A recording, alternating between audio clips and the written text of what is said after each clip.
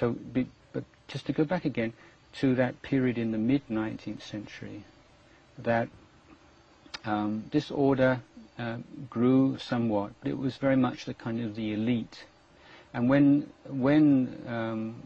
King Mongkut left the monastic order and became the king, then he built a lot of monasteries, particularly for this group, this reform group, and he looked at it as a means of reforming the whole of the Thai Sangha, using this group as like spearhead, or the kind of, that's the right word. And he built a number of monasteries, and he looked at Ubon as being the center for his new group. It wasn't yet an officially recognized sect, but it was still a reform group in Ubon. And he built Wat Subat Wanaram. And then a number of other monasteries grew up in Ubon, and they were all of this group, the Dhammayut group. And so now, if you were, by this time, if you were a young man, and you were not just thinking of becoming a monk for a short period of time, as I say, just to out of custom and for your parents, but you really wanted to make a go of it and to study and to practice well, then these monasteries would tend to draw the most dedicated people, because the standards were very much higher than other monasteries. Particularly, as I say, the emphasis on the monk's discipline, and also they adopted a number of Tudonga Wat practices. There was, interestingly enough, at this early period, the Dhammayut was not at all a meditation-oriented group. The two areas was really kind of what we call a Protestant group, trying to go back to the real teachings, and emphasizing the monk's discipline, academic study, and then some of the Tudonga Wat practices like eating out of a bowl, and certain regulations regarding wearing of the robes and not using money was an important one. So many young men from Ubon were ordaining in this group, and one of these was Archan Man, who was born in a little village right on the close to the banks of Mekong River, right in the eastern part of Ubon province. And he ordained in a monastery in Ubon city, and then he went to live with a kind of eccentric, not eccentric, but quite unusual monk called Ajahn Sao. So one of the distinctive characteristics of the Dhammayut group in Ubon was that there were a number of monks who were very keen on meditation. So and that wasn't really so true of the original Dhammayut group in Bangkok. And one of these was Ajahn Sao. So Ajahn Sao was Ajahn Man's first meditation teacher and mentor. And this was where he, as I say, he imbibed this, what became the distinctive Dhammayut forest monastic style, and one which very much appealed to Ajahn Chah in turn. That's to say, one which stressed one, strict monastic discipline, and secondly, meditation. So before there had been a lot of meditation, and there have been groups with the monastic discipline, but this is the first time that at least we know that those two things came together. Until now, we just take it for granted. Oh yeah, the forest monks, the meditators, they're very strict in discipline. But that wasn't at all, the case before Ajahn Man, as far as we know. So Ajahn Man is the great forest monk, and his life story would in itself take hours and hours. And there are, I think, a book, his biography has been translated into English, and it's full of wonderful stories. But basically, after one of the reasons why he's considered very special is that he was able to train many disciples who in their turn became enlightened, or became arahants.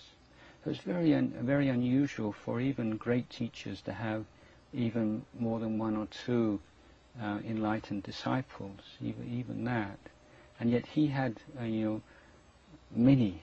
I'm not sure of the number, 10, 20, 30, or it's hard, who can say. But certainly a remarkable number. It just seemed that kind of like a golden age when there were in the early part of the 20th century, in the northeast of Thailand, there seemed to be many beings who had reached that kind of ripeness where their spiritual faculties were, they were ready to go that last stage and to realize enlightenment.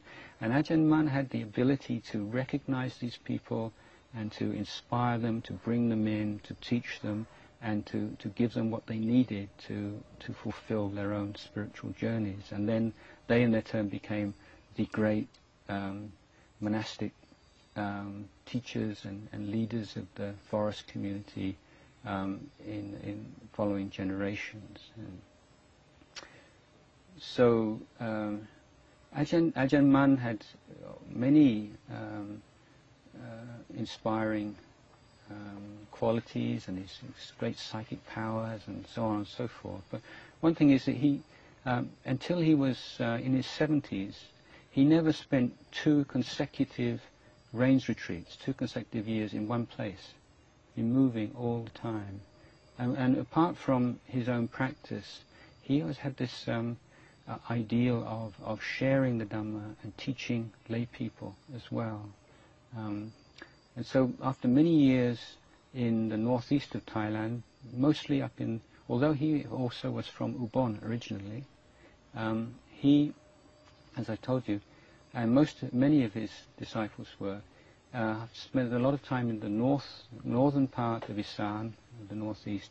He went to Chiang Mai for a number of years, and then for the last 8, 9 years of his life, he came back to the northeast and settled for the last 6 years of his life in a monastery in Sakonnakhon province. And so in 1946, which was 3 years before his death, Ajahn Chah in Lopburi heard that he'd come all this way, and actually the great teacher of the age was back in the northeast, up in Sakonnakhon province. So at the end of that rains retreat, he started to walk all the way back and set off back to Ubon first to visit his family before walking up northwards to see Archan Man. So Ajahn Chah and his friend set off from Ubon, walking northwards to Tat Panom, the famous stupa on the banks of the Mekong River, and then moving northwest, and finally in the Pupan mountain range he came to Luang Pu Man's monastery. And he says immediately when he walked into the monastery, there was something about the atmosphere in the monastery which was really special. There was something really kind of powerful feeling. Although he couldn't see anybody when he went in the monastery, it was all very quiet, and but everything was extremely well swept. And I think that if you've never been to a Thai forest monastery, it's the idea of what many people call like a Zen-like sort of simplicity, and everything just very, very well, as they say, just everything in its place, very well swept, just very kind of austere simplicity being the general atmosphere. And so he and his friend were welcomed, and they were shown where to put up their glot, and invited to come and to pay respects to Luang Pu Man in the evening. And they went to the kuti, and this was Ajahn Chah's meeting with Luang Pu Man.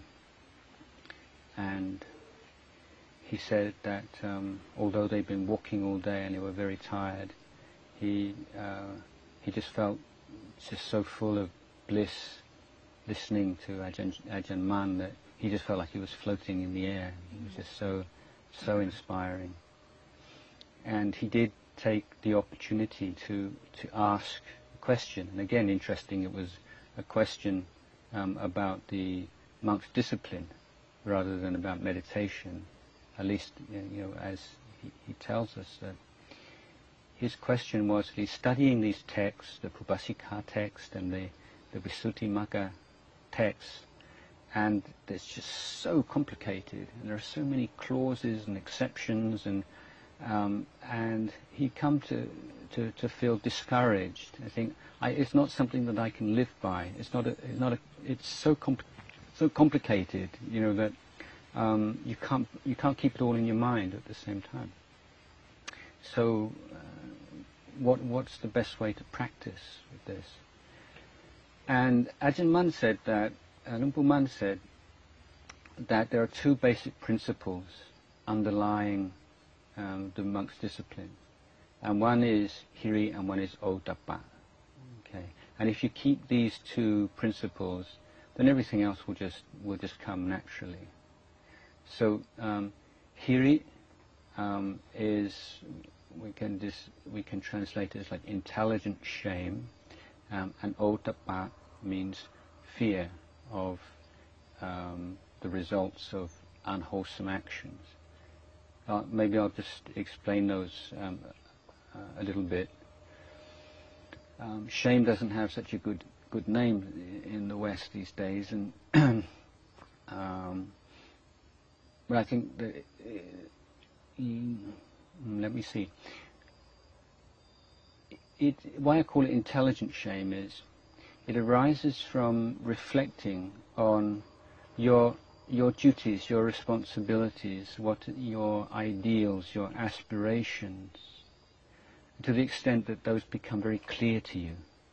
What is your duties as a Buddhist, or as in a family life, as a son, or as a father, or as a husband, and so on.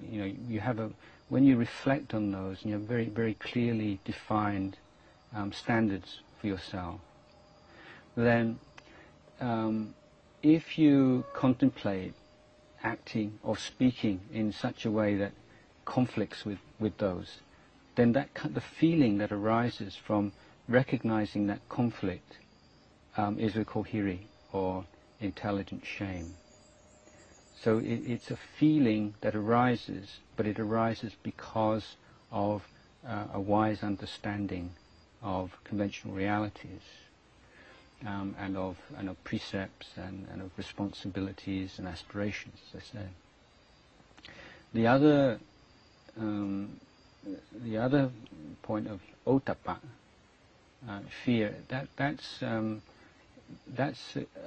feeling again, but it arises from reflecting on the law of karma and how unwholesome actions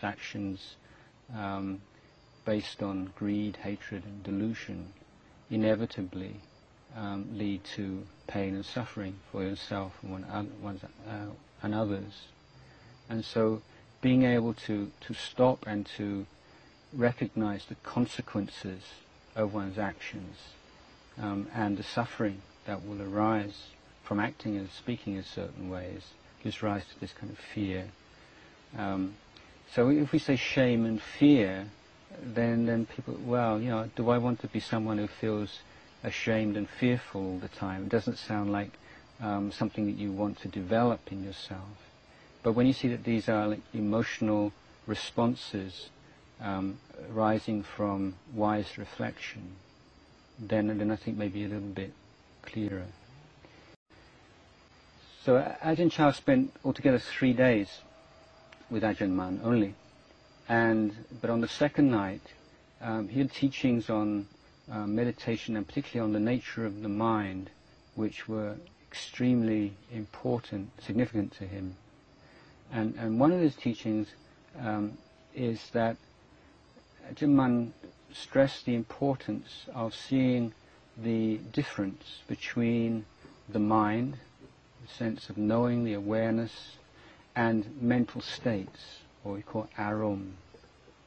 And to see that mental states are not who you are, that they arise, they pass away according to causes and conditions, and that they can be experienced when as separate, as alien to the mind itself, when the mind has been developed through the training. And that way of looking at the mind and looking at experience, I don't know whether it was the first time that Ajahn Chah, maybe not, I mean, but it got through to him and affected him in a way that it never had before. I think this is one of the benefits of hearing the Dhamma from a teacher who's actually realized it rather than someone who just remembered it, that even his words, even if they resemble or even repeat things you've heard before, it's the same but it's different, and it just goes so much deeper and can affect you in a way that you never forget for the rest of your life. And this is what happened for Ajahn Chah on that night. So he left after 3 days. Well, you might think, well, why did he leave so soon? There's a verse in the Dhammapada about the tongue recognizing the taste of the soup straight away. You don't have to eat bowls and bowls of soup before you know the taste. And he was saying, he said it's like if you've got your eyes open, you can see something. If your eyes closed, if you're blind, no matter how long you're in the presence of something beautiful, you don't see it. So he didn't think that he really needed any more. And that was very much Ajahn Chah's way. He wasn't someone who liked to stay with teachers for a long time and ask a lot of questions. He was someone who liked to listen, to observe, and to absorb, and then go away and take it away and reflect on it and practice accordingly. And I think that also, in a way, affected his style of teaching himself, that he would always be instructing his own pupils to not just to expect to be spoon-fed the teachings all the time, but really to be looking and learning and observing and taking what you do here and take it away and develop it, reflect on it further. How many years or how many pansa by the time that Ajahn Chah met Luang Pu Man at this time?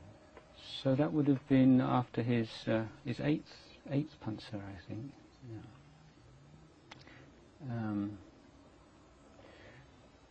So another aspect here, without getting into too much technical detail, is that I told you that Archan Man had ordained into the Dhammayut sect.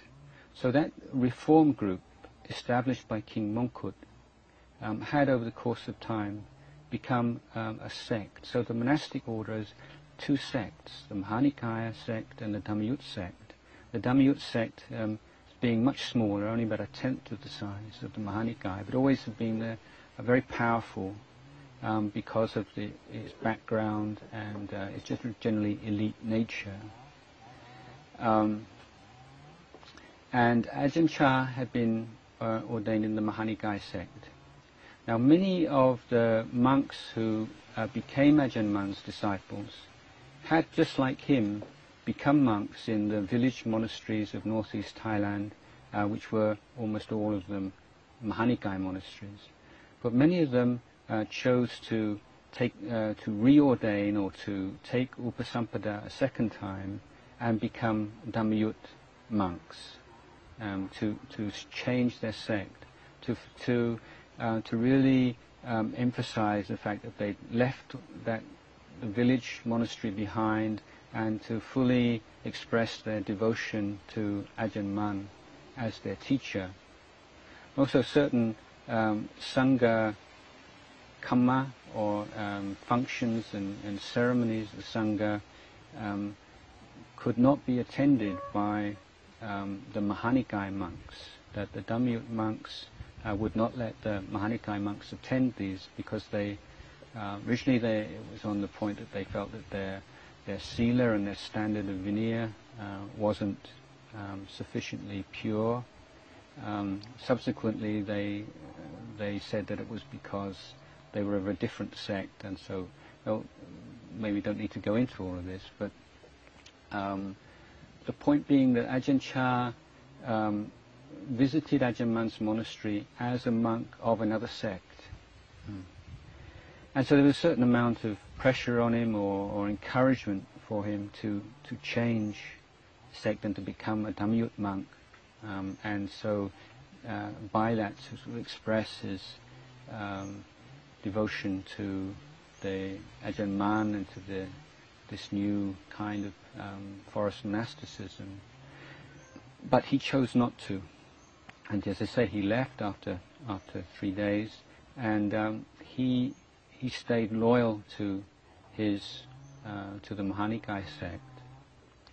And in fact, subsequently, he and a small number of other monks became responsible for revitalizing the Mahanikai sect and introducing this kind of stricter kind of forest monasticism with the same kind of general style and tenor as the Dhammayut style, as the Dhammayut sect, but in the Mahanikai order.